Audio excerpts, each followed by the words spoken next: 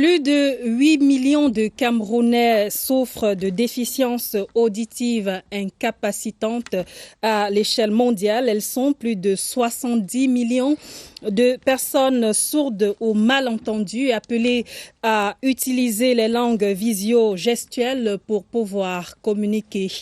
La 6e journée internationale de la langue des signes célébrée ce lundi 23 septembre 2024 offre l'occasion à Twilight ce soir de questionner l'accès aux services et à l'éducation de qualité dans ces langues au Cameroun.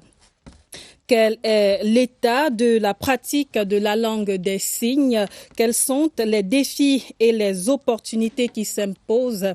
Tenez, par exemple, l'on parle au Cameroun d'un nombre réduit d'interprètes, 10 seulement. Pour ces 8 millions de personnes sourdes et muettes que compte le Cameroun, Twilight vous propose aussi les détails des activités de la semaine dédiée au langage pour les handicapés auditifs et les muets.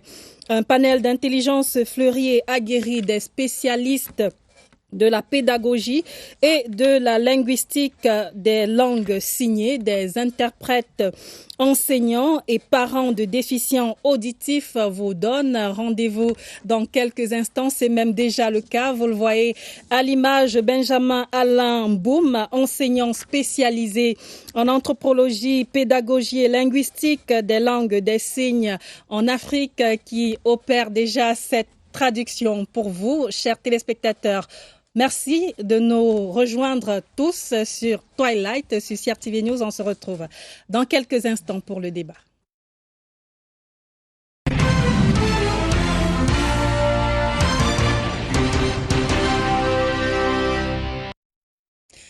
Le panel de Twilight est constitué ce soir du docteur Philippe Mbongen. Il est directeur de Philby International, une association. Il est aussi universitaire, enseignant de langue des signes en faculté des sciences de l'éducation à l'université de Yaoundé 1, diplomate formé à l'IRIC, l'Institut des relations internationales du Cameroun. Il est par ailleurs interprète en langue des signes du président de la République, son Excellence Paul Biya. Bonsoir et bienvenue. Bonsoir madame. Je suis tout à fait fier de l'honneur que vous me faites. Nous inviter ici cet après-midi, c'est faire honneur à tous les sourds du monde entier. Vous savez, à l'entame, vous m'avez dit que cette journée est une journée spéciale, des célébrations spéciales.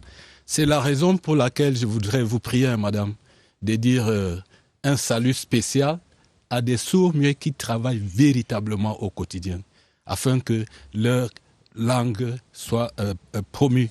Je voudrais principalement dire bonjour au couple Aloïs Biboum, qui est vraiment professeur à Boya School for the Deaf, et son épouse, Madame Margaret, qui est une Britannique, et pas de Grande-Bretagne, pour venir enseigner la langue des sourds au Cameroun. Donc, je voudrais également dire bonjour à M. Atangana,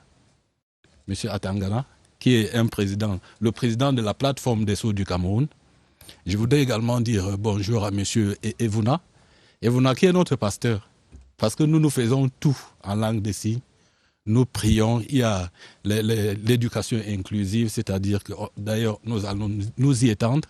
Bon, je voudrais, pour m'arrêter là, dire merci pour tout le travail qui est fait au Cameroun, afin que la langue des signes au Cameroun soit promue. Alors, je signale pour compléter et vous remercier davantage que vous venez tout droit de Douala, dans la capitale économique du Cameroun. Merci d'avoir fait le déplacement. Je ne vous dis pas, madame, nous avons pris le bus à Douala, il était midi. Vraiment, nous avons prié le Seigneur pour qu'il nous permette d'arriver ici à temps, à l'heure. Mais moi, je crois que Dieu est merveilleux parce qu'il a permis que nous arrivions ici à temps. Je vous dis et dis merci au Seigneur. Vous donc, parti de Douala, tout comme Benjamin Alain Boum, que vous avez déjà vu à l'image, enseignant spécialisé en anthropologie, pédagogie et linguistique des langues des signes en Afrique. Bonsoir et bienvenue. Et merci pour cette intro. Merci de l'invitation, merci. Je suis très heureux d'être ici. Malgré les difficultés de la route, nous sommes arrivés. Dieu merci. Sur la table du débat de Twilight des dames, Nadège Agnès Ongaboulé, enseignante spécialisée dans l'enseignement pour déficients auditifs. Bonsoir madame et bienvenue. Bonsoir madame, merci pour l'opportunité que vous nous accordez. Je suis très heureuse d'être là et je pense que le débat va être très enrichissant puisque c'est pour ça que nous sommes là. Nous sommes là pour des cibles déficientes auditives. Je crois que c'est ça qui fait l'objet de notre rencontre ce soir. Et nous allons tout faire pour que ce débat se passe très bien. Je signale que vous êtes l'une parmi ces personnes-là, puisque vous êtes malentendante. C'est bien ça? Ou c'est... D'accord. Ok, alors la passe est donc cédée à Rosine Viviane Ndjikom Nono. Bonsoir, bienvenue. Bonsoir, Madame Khaled Isso. Merci de me donner la parole. C'est vrai, je parle, mais j'ai une déficiente. De sorte, je ne peux comprendre directement le téléphone. Apparemment, vulgariser la langue des signes a toujours été mon objectif. Bien que le public n'ait peu de connaissances sur cette langue. Et aussi l'apprentissage qui est aussi un coût. Je pense aujourd'hui, l'occasion est pour l'État de voir comment ils vont plus encourager cette langue des signes sur tout l'étendue du territoire camerounais. Vous êtes parfaitement audible, bien que malentendante, madame. Je signale que vous êtes enseignante au Centre national de réhabilitation des personnes handicapées de Yaoundé. Vous êtes animatrice et formatrice en langue des signes. C'est cela. Et toutes les catégories du handicap se trouvent là au centre. Les déficients auditifs sont présents, les aveugles, les moteurs et bien d'autres. Mon point cible est vocalisé sur les déficients auditifs avec la présence de Madame Ongaboulé aussi, enseignante spécialisée pour cela dans les salles de classe. D'accord. Merci donc d'être des nôtres. C'est tout comme Chantal Mbabi, qui est parent d'un enfant sourd qu'on aura en ligne de Douala dans quelques instants avec la complicité de la réalisation, de la régie, de toute l'équipe technique de Twilight. Merci à vous d'être venus sur ce plateau en présentiel aussi. On va tout de suite commencer avec vous, Dr Philippe Mbongen. Dites-nous, c'est quoi la langue des signes? Très bien. Vous m'excuserez. Je voudrais tout d'abord donner une différence qui est fondamentale. Parce que quand vous nous invitez, vous dites le langage des signes, son évolution au Cameroun, au lieu de la langue des signes. Parce que pour les néophytes, il y a toute une confusion qui s'installe entre le langage des signes et la langue des signes. C'est d'où j'apprécie votre question. Donc, le langage, nous allons retenir, que ce soit sur la définition linguistique, que ce soit sur la définition philosophique du langage, le langage est une faculté propre à tout individu qui l'utilise pour communiquer au moyen d'un système de signes. Comprenons-nous bien. Une faculté individuelle de la pensée. Donc, il y a la pensée qui est le langage qui naît dans la tête et qui est mise à profit comme un système de signes sémiologiques. Et c'est ce moyen qu'on appelle la langue. Maintenant, je vais la définir. La langue, sur le plan oral, est un système de signes vocaux et écrits propres à une communauté d'individus qui l'utilisent pour communiquer. Si Karel parle peut-être Féfé ou Fufulde. Le Fufulde est une langue, pas un langage, parce que c'est un système de signes écrits, vocaux et de graphiques qui renvoient au Fufulde. Et c'est ça qu'on appelle la langue. Maintenant, quand nous revenons sur la langue des signes, qu'est-ce qu'elle est? Par exemple, la langue des signes de la communauté des sourds du Cameroun. La langue des signes est un système de signes visio-gestuel propre à une communauté des sourds et muets qui l'utilisent pour communiquer entre eux. Donc, nous insistons sur 2 mots dans cette définition. Nous insistons sur système, parce qu'une langue est un système, parce qu'en linguistique, la langue a 9 composantes. Nous avons la phonétique, la sémantique, la syntaxe, la sémiotique, la pragmatique, et j'en passe, ça fait 9. Donc c'est toute cette imbrication-là qui fait en sorte qu'on parle d'une langue comme système de signes en sémiotique. Maintenant, nous ne pouvons pas dissocier la langue d'une communauté. Voilà les 2 mots-clés qui sortent de la définition de langue, qui forment une dyade. Donc, il n'y a de langue que parce qu'il y a une communauté. La langue française existe parce qu'il y a une communauté de Français. Et si, par inadvertance, ce que nous ne souhaitons pas, que tous les Français disparaissent, la langue française deviendra une langue morte. Parce qu'il n'y a plus de locuteurs qui la portent. Vous voyez un peu. Donc, par définition, la langue des signes est un système de signes visuels gestuels propre à toute communauté d'individus qui l'expriment. Il y a la communauté des sourds du Cameroun, il y a la communauté des sourds des Français qui utilisent la LSF, la langue des signes française. Il y a la communauté des sourds américains qui utilisent la ASL, l'American Sign Language. On parle notamment de plus de 300 langues de signes dans le monde, selon l'ONU. Tout à fait. Parce que chaque communauté doit pouvoir avoir sa langue. C'est-à-dire matérialiser et codifier. Et parfois même attester. Et attester, c'est sur le plan purement sémiotique. Parce qu'on atteste une langue et on la légalise au niveau de l'Assemblée pour qu'elle devienne une langue officielle. Et pour le dire, en Afrique, tous les pays de l'Afrique francophone n'ont pas encore de langue des signes. Les pays qui ont des langues des signes... Pardon? Le Cameroun non, le Cameroun est une langue d'Afrique francophone. Oui. Il n'y a aucun pays. Les quelques pays qui ont la langue des signes déjà attestée, nous avons l'Afrique du Sud. Nous avons le Zimbabwe, nous avons l'Ouganda et le Kenya. Et l'Afrique du Sud vient d'adopter la langue des signes comme la 12e langue nationale de l'Afrique du Sud. En 2024, c'est 2024.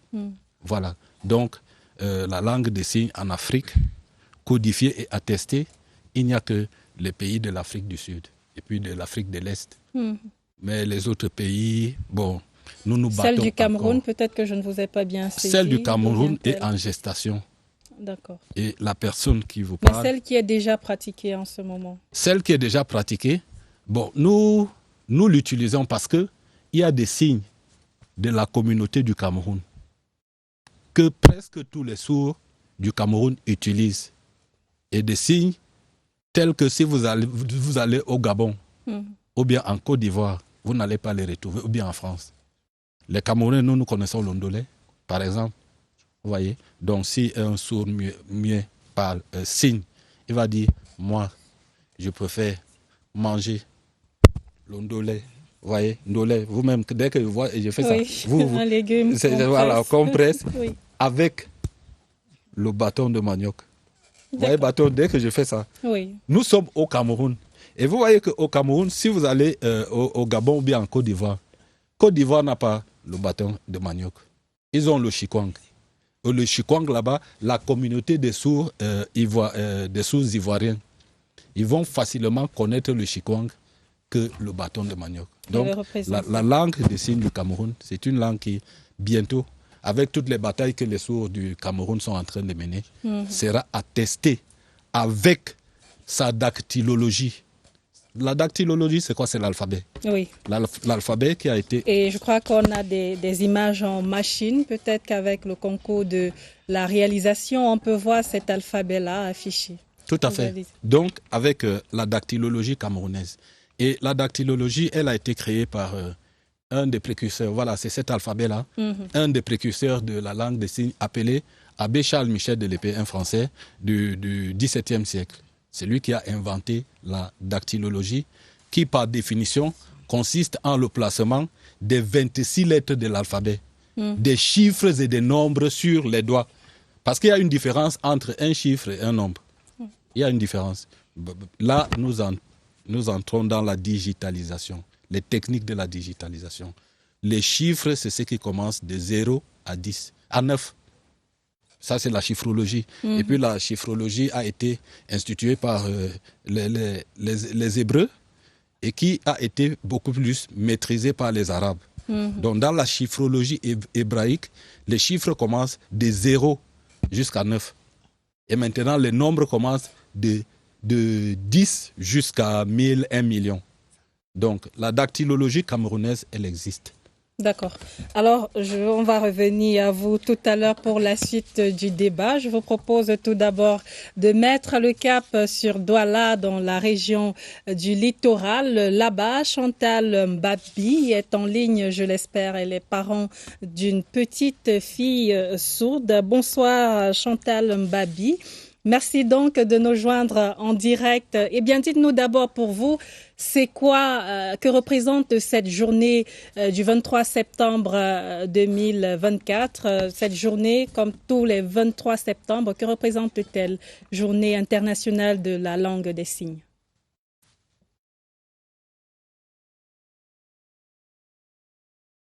Bonsoir, madame. Oui, la journée de la langue des signes pour moi représente une célébration de ces enfants sourds-muets que nous avons dans nos maisons. Donc cette journée est importante parce que cela nous amène à comprendre que ces enfants sont des enfants à problème et qui demandent l'assistance. On doit les assister, on doit être avec eux dans tout ce qu'ils font.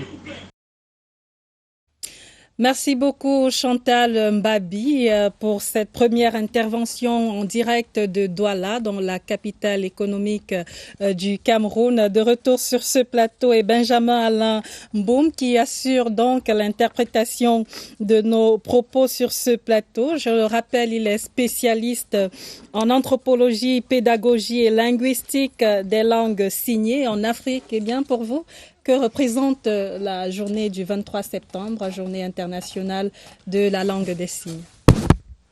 Aujourd'hui, merci madame de me passer la parole. Aujourd'hui, je dirais simplement que cette journée représente tous les sacrifices que, comme l'a dit le docteur tout à l'heure, tous les sacrifices que nos anciens encadreurs ont eu à mener pour que la langue des signes soit aujourd'hui reconnue. Cela va sur plusieurs années. Si on va par exemple dans d'autres pays, on se rend compte que ces communautés ont déjà 100 ans d'histoire et plus. Et quand on rentre ici au Cameroun avec les précurseurs comme M. Bibou, Margaret et bien d'autres, on se rend compte que depuis les années 70, date de la création de la première école à Kumba Ifata, jusqu'à aujourd'hui, il y a eu des batailles qui ne peuvent être dites. Mais aujourd'hui, en voyant par exemple la CATV à qui nous disons déjà merci de nous inviter ici, nous voyons que les combats n'ont pas été vains, les combats ne sont pas vains et nous sommes certains qu'après ici, le combat aura une solution idoine. Donc déjà merci une fois de plus de nous prêter la parole et de permettre à ces personnes qui au quotidien n'ont pas de parole, d'avoir aujourd'hui la parole. Merci. Rosine Viviane Ducom Nono, pour vous, que représente cette journée dédiée à la langue des signes? Okay. Aujourd'hui, nous célébrons la journée internationale de la langue des signes au Cameroun. C'est l'occasion pour les personnes déficientes auditives de montrer leur capacité de pouvoir communiquer avec le public et le monde qui les entoure. À ce sujet, nous avons affaire avec beaucoup d'activités, à savoir, je prends par exemple au Centre national de réhabilitation des personnes handicapées, où tous les matins, Tout est diffusé en langue des signes. L'hymne national, la prière, la communication, les informations. Et aussi, ces enfants valides qui sont mélangés dans les classes avec les déficiences auditives ont aussi la capacité de s'exprimer gestuellement avec son camarade de classe qui vit avec un handicap auditif.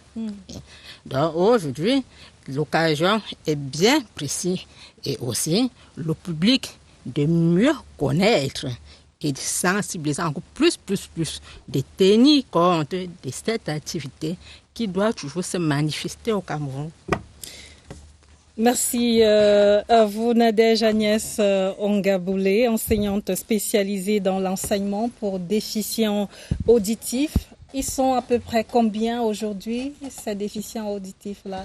Et comme vous l'avez dit dès votre entame, dans vos propos... Parlons des jeunes écoliers.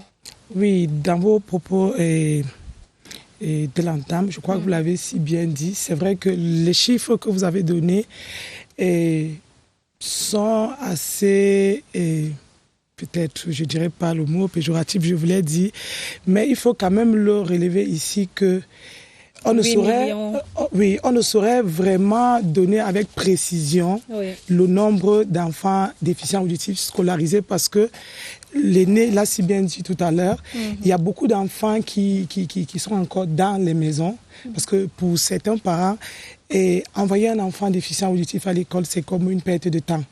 Donc il y a beaucoup plutôt qui sont utilisés au profit des travaux champêtres, au profit d'autres choses, contrairement à l'éducation. Mais qu'est-ce qui justifie ce fait-là? Oui, moi je pense tout simplement que les parents déjà ne conçoivent pas déjà ou alors n'acceptent pas déjà le fait qu'un enfant déficient auditif peut également développer des compétences, parfois même supérieures à celles d'un enfant valide. Parce que les parents jusqu'aujourd'hui se disent que si j'ai fait un enfant déficient auditif, ça veut dire que tout est fini pour moi, tout est fini pour l'enfant, l'enfant ne peut rien faire. Non, moi je pense que c'est l'occasion ici pour moi de lancer un vibrant appel aux parents en leur disant que l'enfant déficient auditif il peut même plus que celui dit valide. Il y a des institutions qui existent déjà, notamment le CNRPH, comme ma collègue l'a dit, parce que je suis aussi enseignante au CNRPH. Et nous prenons en charge ces cibles et en dehors des autres cibles, comme la collègue l'a si bien dit tout à l'heure. Donc, un enfant déficient auditif qui suit bien sa scolarisation peut réussir mieux qu'un enfant valide dans la société. Il suffit qu'il soit accompagné au quotidien, qu'on fasse de ces déficiences vraiment des atouts pour pouvoir se développer normalement. Je vous propose une fois encore de mettre le cap sur Douala pour retrouver Chantal Mbabi en ligne, elle qui est parent d'une fillette sourde. Eh bien, dites-nous, Madame Mbabi, comment est-ce que vous communiquez aujourd'hui, vous arrivez à communiquer avec votre enfant?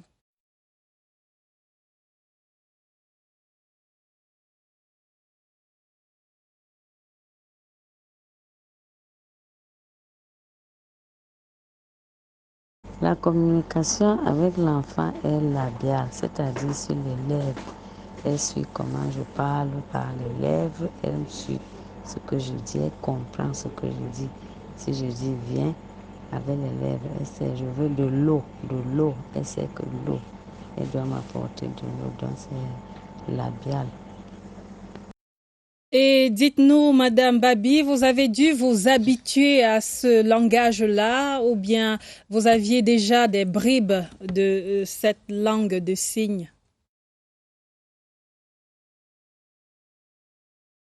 Oui, je me suis habituée au langage des signes parce que j'ai essayé d'apprendre quelques lettres alphabet, quelques lettres de l'alphabet des signes. Comment est-ce qu'on signe le A, comment on signe M, comment on signe B, comment on signe I, comment on signe toutes les lettres de l'alphabet. Donc j'ai appris à connaître ces signes-là pour pouvoir communiquer avec avec elle. Eh bien, dites-nous comment vous vous y êtes prise pour pouvoir apprendre ce langage ainsi que toute votre maisonnée. Comme je vous disais tantôt, j'ai appris ce langage de signes à partir de l'alphabet et les frères et sœurs aussi communiquent avec elle. C'est aussi par lèvres, les labiales, comme j'ai dit en haut. On lui parle normalement pour qu'elle puisse comprendre ce qu'on lui dit et qu'elle exécute ce qu'on lui demande de faire. Donc c'est comme ça qu'elle communique avec tous les membres de la famille. On va peut-être revenir à vous dans quelques instants, le temps que les problèmes de connexion entre Yaoundé et Douala se rétablissent de manière normale. On a quelques soucis à vous écouter sur ce plateau. Eh bien, le débat se poursuit en présentiel avec vous. Docteur Philippe Mbongen, on a parlé d'une langue, d'une communauté. C'est dit que seuls les sourds et malentendants sont concernés par cette langue des signes? Non, pas tout à fait. Le dire, ça revient à dire que la langue française ne concerne que les Français. Or, nous sommes au Cameroun. Nous communiquons en une langue étrangère qui est la langue française. Ceci revient à dire que la langue des signes du Cameroun, par exemple, quand elle sera attestée, va concerner autant les déficients auditifs que des personnes entendantes comme vous. Oui. Parce que quand je vois le thème qui est là, le Cameroun, à la page des évolutions, nous allons nous rendre compte que la langue des signes ne doit pas simplement servir comme outil de communication. La langue des signes doit servir comme outil de la recherche. Vous voyez un peu? La langue des signes doit servir comme outil d'accueil à l'hôpital. La langue des signes doit servir comme outil, moyen de communication pour un juge, n'est-ce pas? Un juge qui a appréhendé un déficient auditif. La langue des signes doit être utilisée en médecine inclusive. La langue des signes doit être utilisée, par exemple, à Carrefour, sans publicité, je m'excuse. C'est-à-dire, la langue des signes doit être utilisée même à l'université, à l'entrée. Parce que c'est une langue d'interprétation. Donc, vous allez donc convenir avec moi que la langue des signes ne peut pas simplement être une langue pour les sourds. D'accord. Mais je voudrais aussi ajouter quelque chose. Ce ne sont pas tous les sourds qui sont aptes à signer la langue des signes conventionnelle. Il faut d'abord qu'ils aillent à l'école pour qu'ils deviennent alphabétisés en langue des signes. Parce que si vous n'êtes pas alphabétisé en langue des signes, vous allez utiliser ce qu'on appelle le Pidgin Sign Language. And Pidgin Sign Language is a language used by deaf non-hearers of Cameroon who do not master conventional sign language. And then somebody who went to school, maybe who came to Philby International Academy, or who goes to their school, there you will go and learn how to say A, B, C, D, E, F, G, H, I, J, K, L, M, O, P. You see? And then you start learning vocabulary of the sign language, For instance, to say father, mother, or God, or Jesus. When you acquire all this, then you are somebody who is alphabetically fit to sign Cameroon Sign Language. Alors, quel est l'état de la pratique? Parce que ça, c'est ce qui doit être, mais quel est l'état de la pratique aujourd'hui au Cameroun? Très bien. L'état de la pratique interpelle beaucoup de choses dans un état comme le Cameroun. Premièrement, nous nous rendons à ce qu'on appelle l'éducation inclusive. Et pour l'éducation inclusive, je voudrais saluer avec vibrant honneur le ministre de l'Éducation de base, le ministre Laurent Serge Etundingwa, le professeur, autant pour moi, Laurent Serge Etundingwa. Parce que c'est lui qui gère la politique de l'éducation inclusive au Cameroun.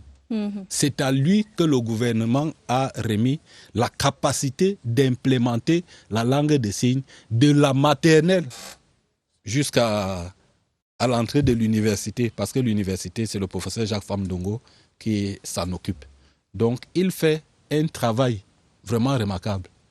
C'est-à-dire sur le terrain, oui, pratiquement. Oui. Nous avons 78 écoles inclusives primaires déjà créées, qui sont fonctionnelles. Sur l'ensemble du territoire. Sur l'ensemble du territoire. Et c'est toute une avancée. Mmh.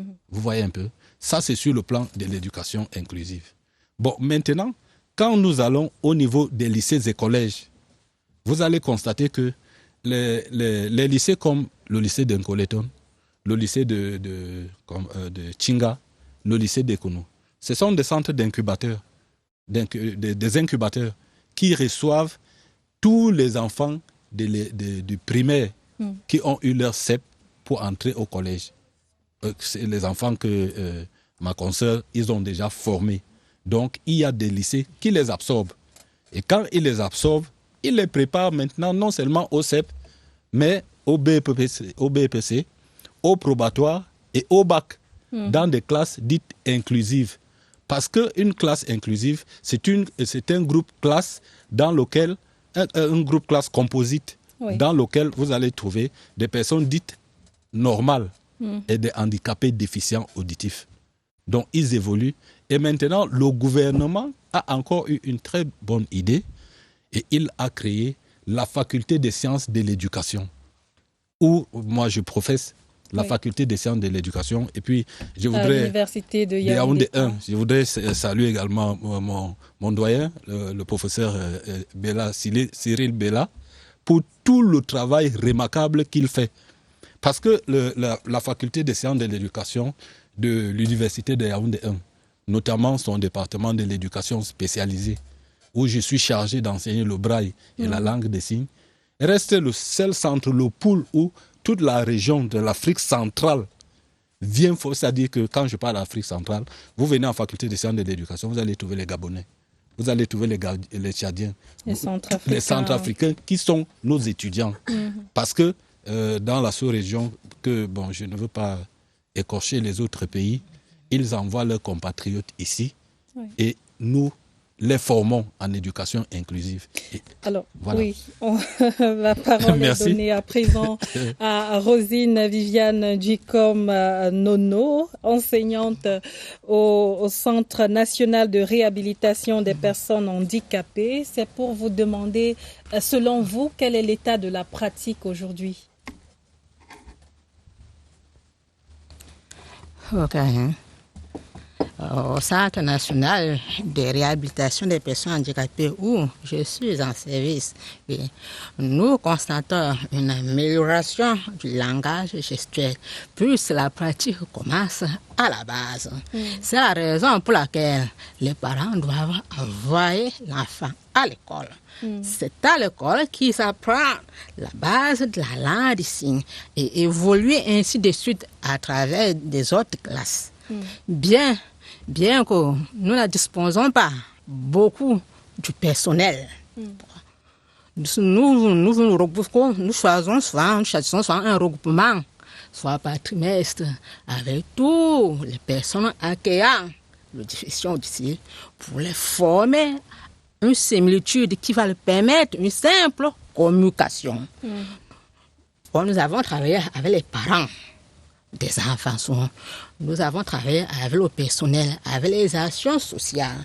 Bon, aujourd'hui, le travail continue. L'amélioration marche pas ça, pas. Vous saluez également Nadège Agnès Ngaboulé, ces avancées de la langue des signes au Cameroun. Oui, moi je dirais tout simplement que, étant donné que la langue des signes est considérée pour moi comme une science, et une science c'est quelque chose, c'est un phénomène dynamique, alors moi je dirais tout simplement qu'au fil du temps, la langue des signes évolue. Et il fait saluer ici les efforts que le gouvernement entreprend pour le bien-être de ces personnes, comme le docteur l'a si bien dit tout à l'heure.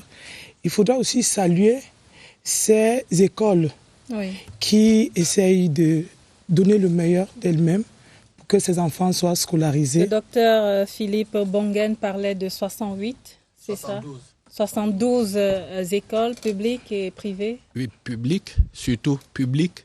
Bon, privées, à ma connaissance, pas encore. Mais je veux ajouter que la société civile s'implique beaucoup. Et quand vous prenez la société civile, vous allez voir qu'il y a une panoplie d'associations qui travaillent pour la promotion de la langue des signes. Mais est-ce que ces écoles 72, Oui. est-ce que c'est suffisant? On a au moins 360 communes au Cameroun. Non, pas encore. Ça tarde un peu à décoller. Et il y a une raison fondamentale. Laquelle? Ça ne décolle pas parce que pour être enseignant spécialisé ou bien enseignant spécialisé en éducation inclusive, il faut être, madame, je vais vous dire, il faut être un savant. Il faut être un savant pour faire ce que nous faisons. C'est-à-dire que vous devez être capable d'enseigner la philosophie, les mathématiques, l'histoire et la géographie. À vous seul? À vous seul. Vous devez l'enseigner en anglais, en français, en langue de signes et évaluer ces candidats en braille. Dans la docimologie, c'est-à-dire la science de l'évaluation, vous devez évaluer. Et c'est un seul professeur qui doit le faire. Hein. C'est-à-dire que si vous êtes dans une salle de classe, vous devez enseigner votre cours. Si vous êtes professeur de biologie, vous devez être capable d'enseigner la biologie en français, en anglais parce qu'il y a les anglophones, en langue de signes, parce que votre groupe classe, s'il y a les déficiences auditives là, ils doivent être au même niveau de compréhension de ce que le professeur dit. Et en termes d'enseignants, vous êtes à peu près combien? En termes d'enseignants, je ne sais pas, nous sommes peut-être 1 millième. Au Cameroun, 1 millième. C'est-à-dire que si vous fouillez dans tout le Cameroun, il n'y a qu'un éveil. Et les autres, nos autres collègues... Ça signifie quoi concrètement? Oui, ça signifie que les autres collègues qui se débrouillent, entre guillemets, ils se battent au quotidien, comme vous. Bon, vous êtes encore une débutante, une vraie débutante en langue des signes. Il peut arriver que, tout de suite, il y a une école dans votre village et il y a des déficiences auditives là-bas. L'ONU, je veux dire l'UNESCO, l'UNICEF, demande que, ou bien je veux dire, la Convention des personnes vivant avec un handicap et son protocole facultatif est une convention qui est contraignante à tous les États. Parce que l'État du Cameroun l'a ratifiée. Et quand un État ratifie une convention, si on vous envoie enseigner à l'école primaire de Bastos, par exemple, vous enseignez, il y a 5 déficients auditifs à l'intérieur. Si vous les mettez dehors, vous êtes la directrice de l'école de Bastos, vous mettez ces déficients dehors parce qu'il n'y a pas d'enseignants. La loi vous condamne tout de suite parce que la convention des personnes vivant avec un handicap est contraignante. Vous les trouvez, vous devez enseigner. En ce moment, madame, vous allez devenir savante dans la salle de classe.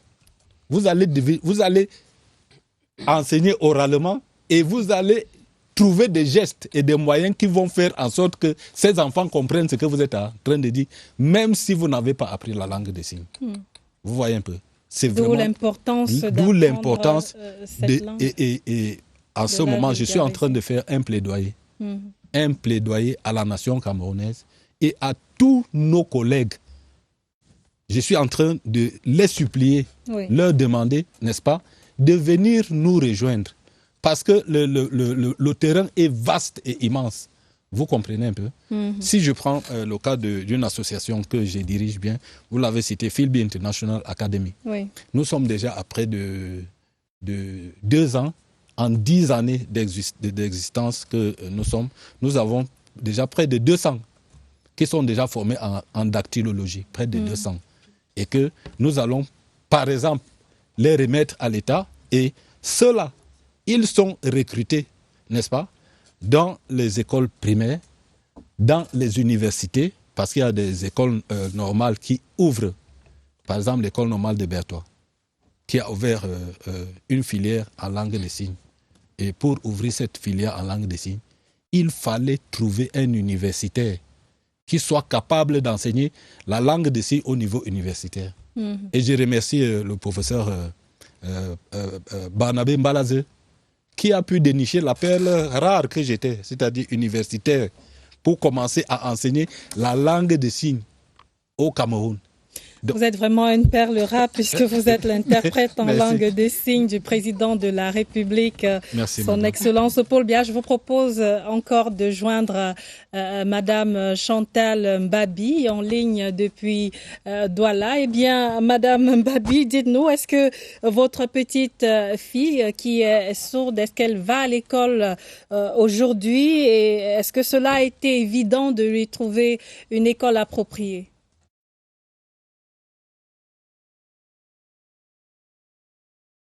L'enfant va à l'école depuis 4 ans. Je l'ai envoyée à la maternelle première session. À 4 ans, elle est allée. Elle a continué jusqu'au CM2 dans une école appropriée qu'on appelle ici sans publicité IDAV. C'est là où elle a fait son cycle primaire jusqu'au CEP. Elle a eu le CEP l'année dernière. Alors j'ai décidé de l'envoyer maintenant dans un centre de formation où elle fait la formation en esthétique et coiffure. Donc voilà comment est-ce que j'ai envoyé cet enfant à l'école. Eh bien, dites-nous quelles sont ces difficultés aujourd'hui au niveau de l'école et notamment avec l'entourage.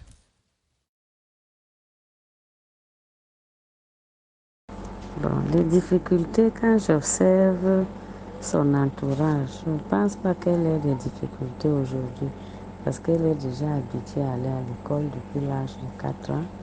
Elle communique avec tout le monde, même les entendants.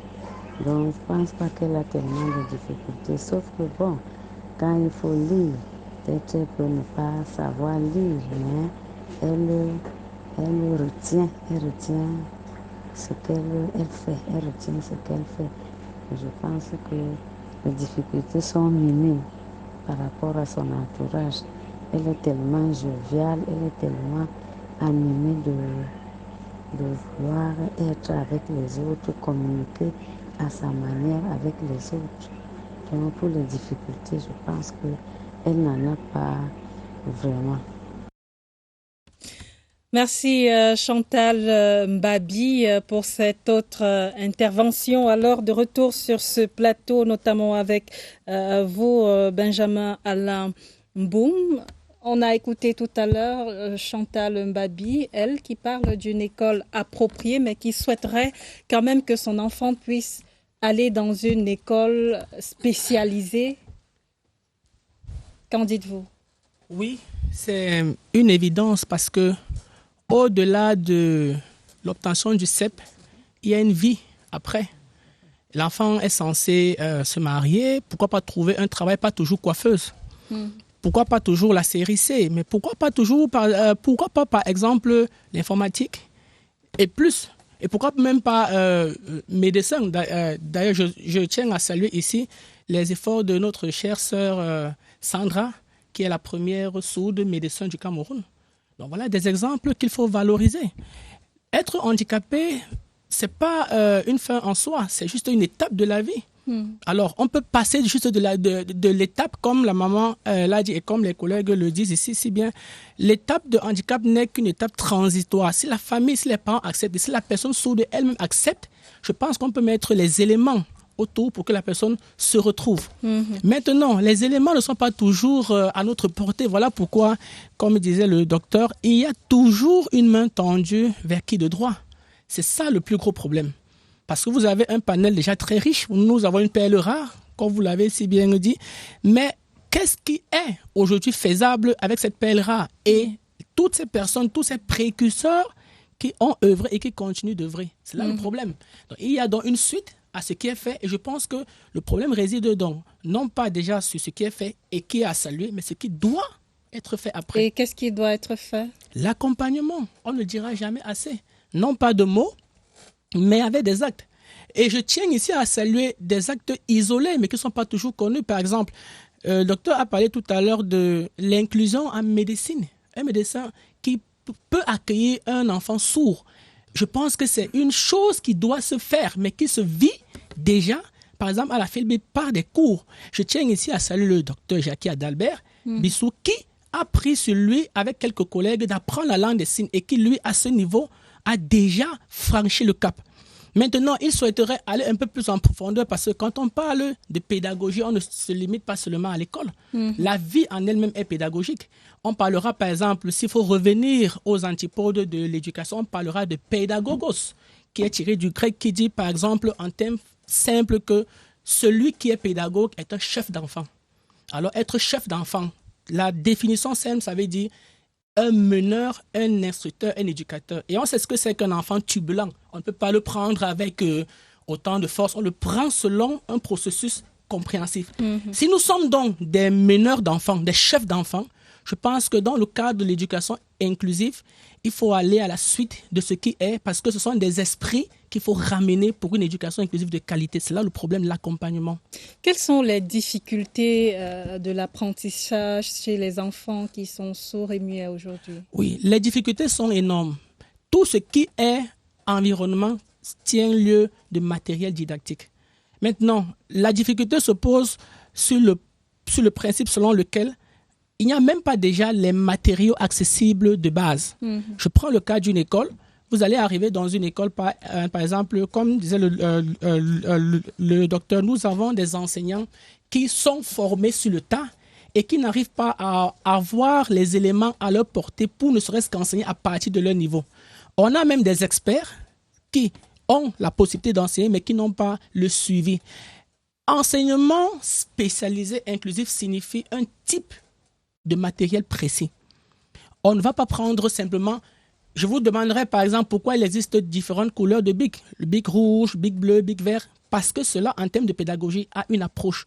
Et lorsque par exemple tu veux enseigner la langue française, mais qui est différente, par exemple, orthographe, grammaire, tout ça étant tiré du français, il y a bien sûr une couleur spécifique, par exemple, pour la conjugaison, pour le vocabulaire, pour les verbes et tout ça. Donc, je pense que s'il n'y a pas déjà ces petites approches, ces petites connaissances techniques de bas âge, on ne peut pas arriver à une éducation inclusive de qualité. Donc, on reviendra toujours sur le fait selon lequel il est indéniable que nous soyons accompagnés parce que les besoins sont réels. 8 millions de personnes sourdes contre 10% d'enseignants. C'est vraiment inqualifiable, c'est difficile. On va revenir sur cette difficulté-là dans quelques instants, mesdames, messieurs. Je vous propose de nous retrouver et surtout de rester sur CIAT TV News. À tout de suite.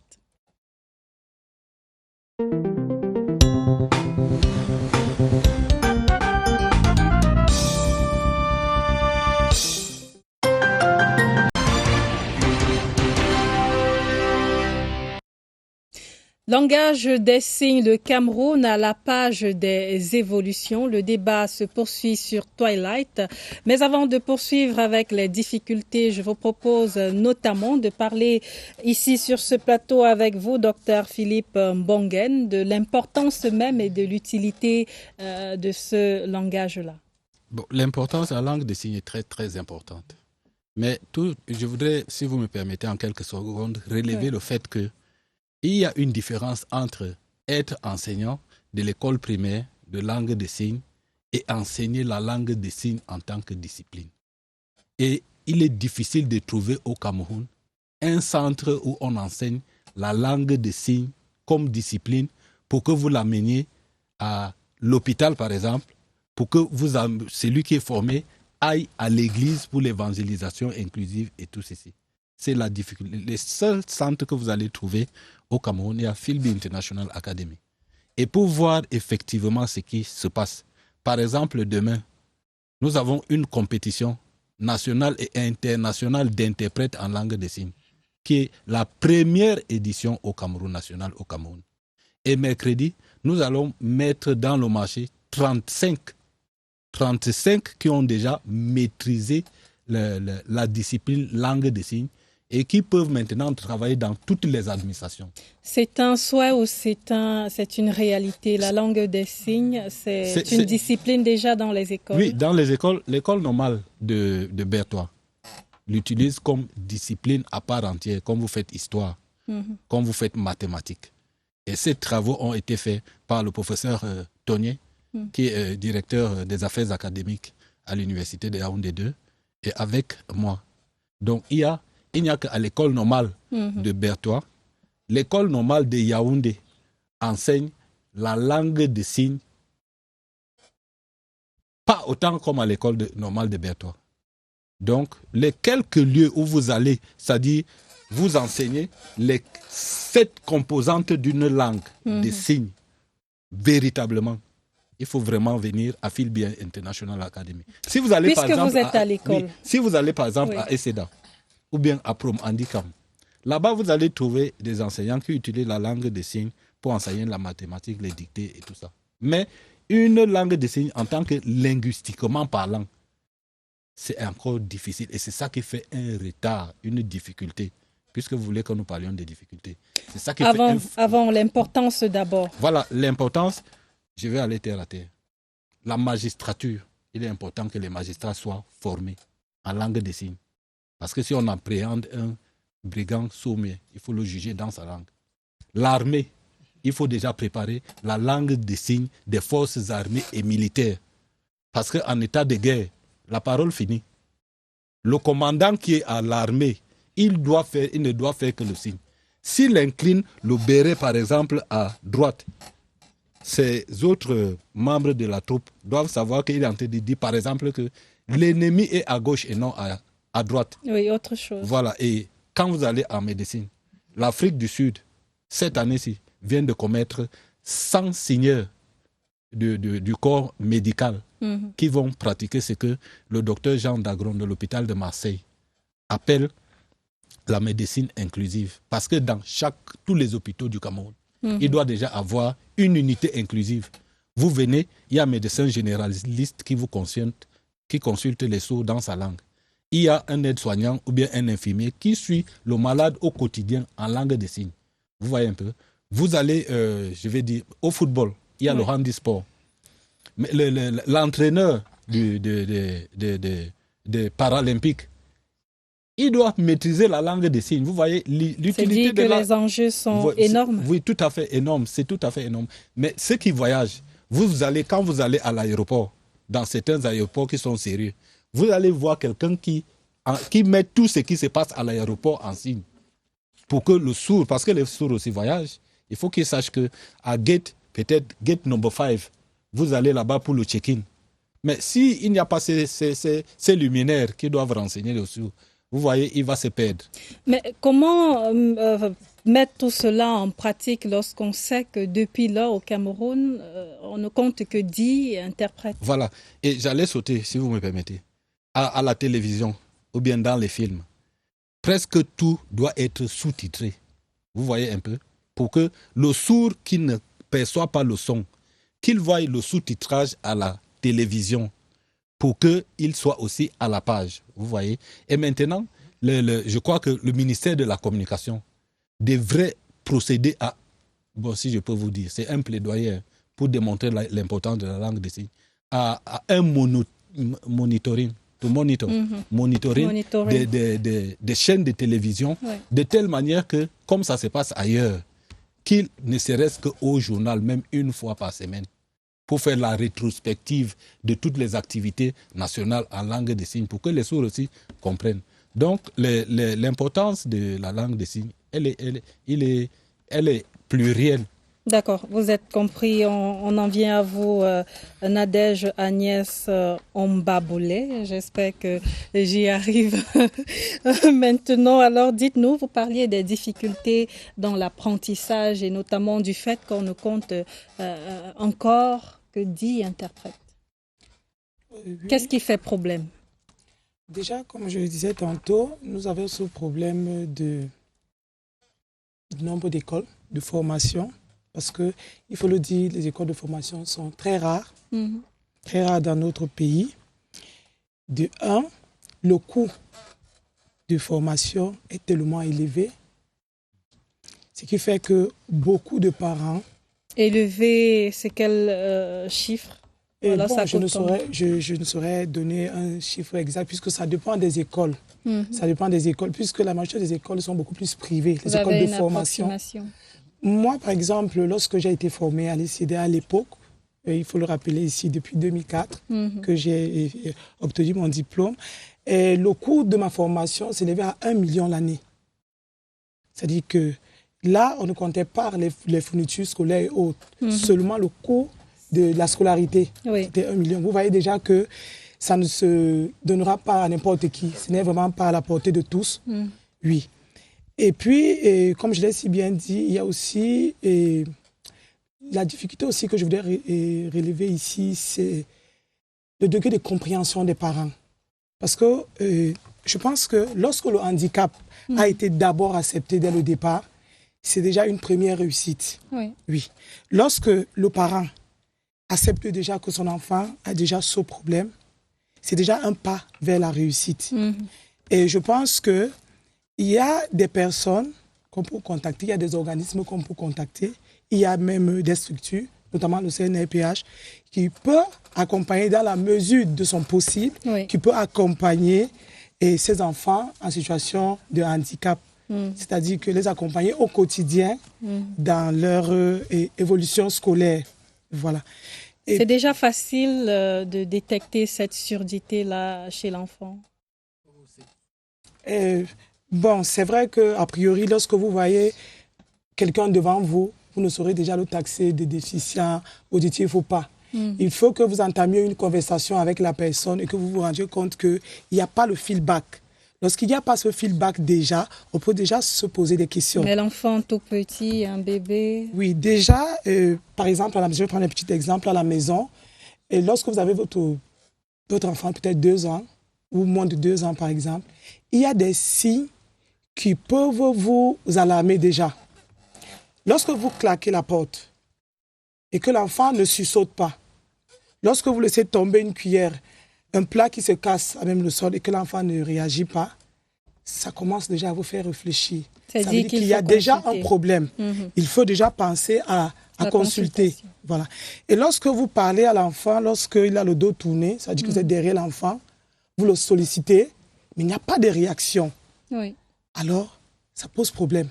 Ça veut dire que l'enfant a probablement un problème de surdité. Et je vais poursuivre mon propos en disant ceci.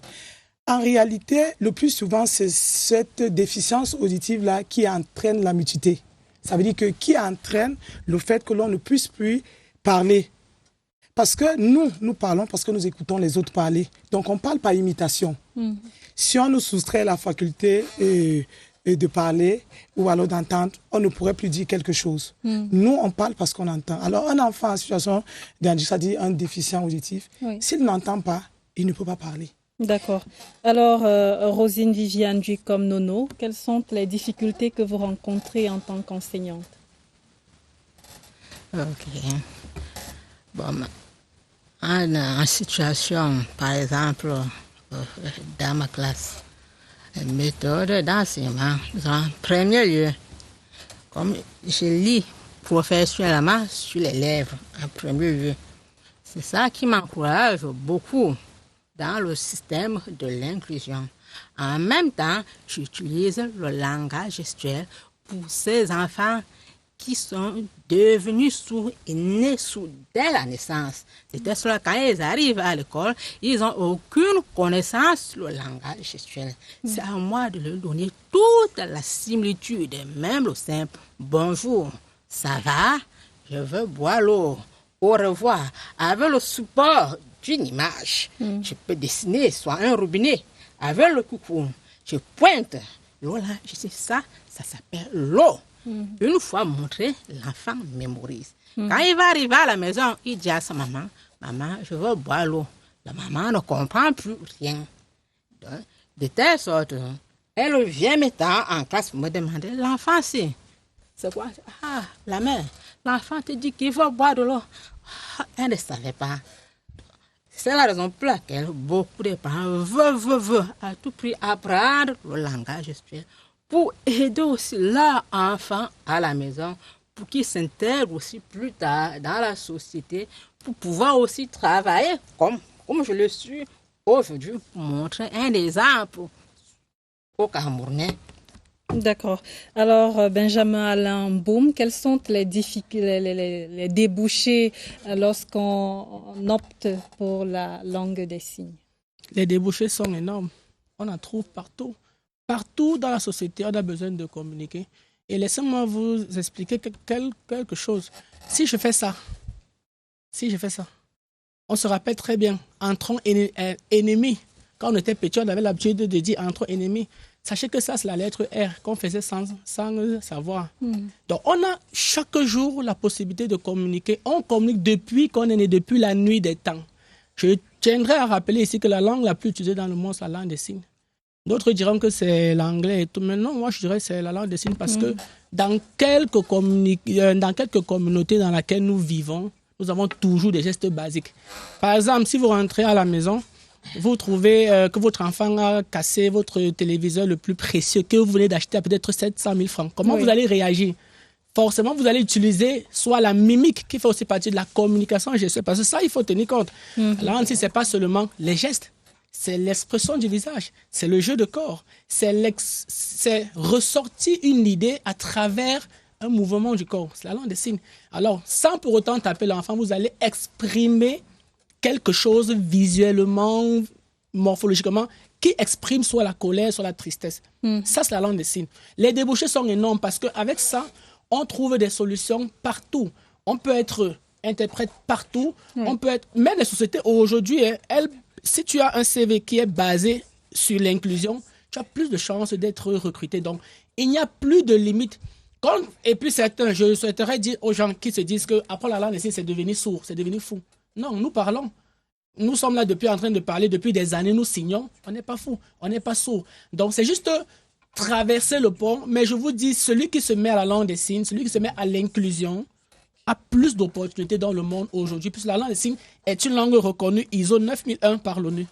D'accord. Alors, on va joindre encore en ligne Chantal Mbabi pour une dernière fois, puisque le temps nous tient désormais à la gorge. Eh bien, Chantal, dites-nous quels sont vos souhaits aujourd'hui concernant la langue des signes au Cameroun.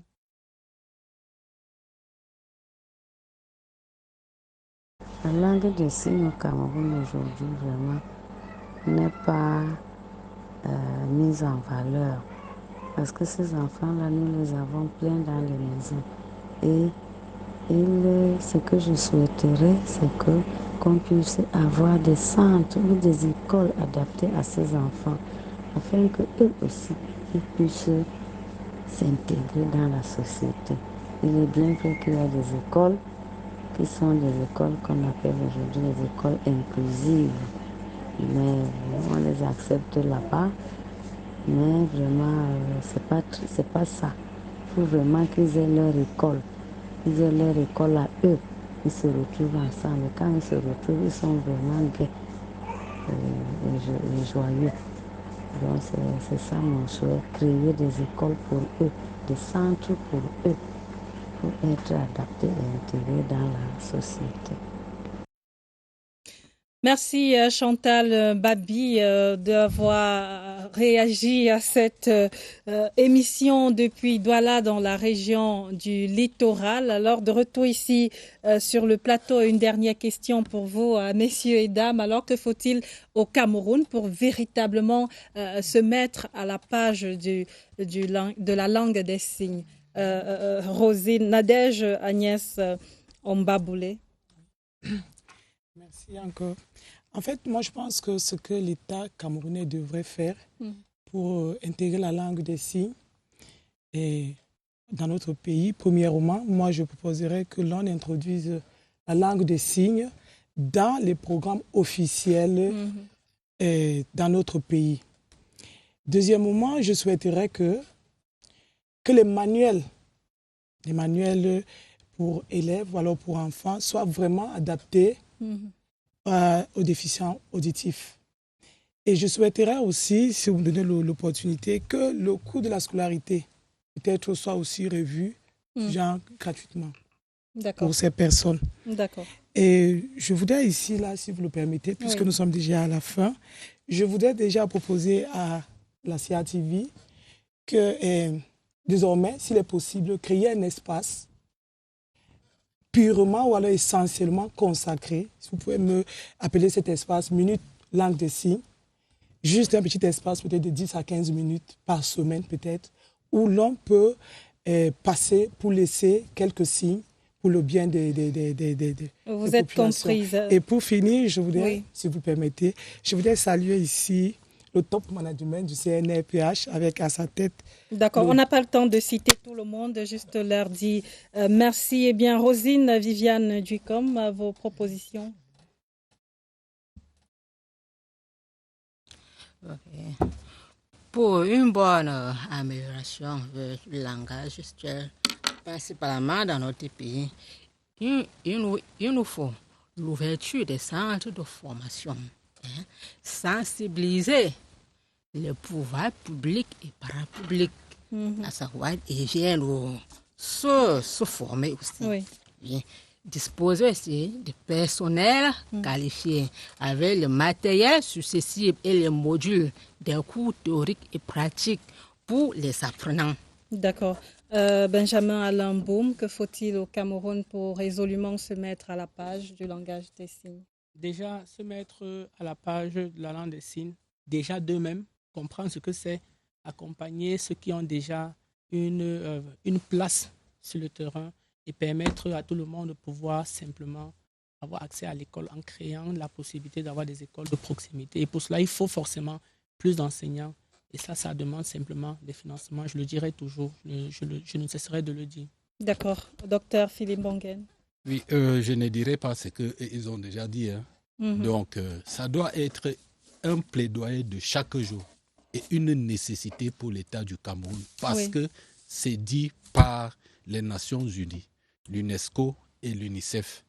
Ça tarde à décoller, mais il faut dire que tout le monde comprenne que, comme Michel Foucault l'a dit, la société des vivants doit être une société qui prend en charge tout le monde, les handicapés comme les non-handicapés. Et je voudrais dire bonsoir à votre collègue journaliste, Madame Hortense Bongen, qui est mon épouse personnelle. Merci pour votre présence ici sur le plateau de Twilight à vous quatre. Et puis aussi merci à notre invitée depuis Douala, Chantal Babi, parent d'une petite fille sourde qui est aussi par ailleurs Chantal Babi, directrice de l'école publique de Bonapriso à Douala.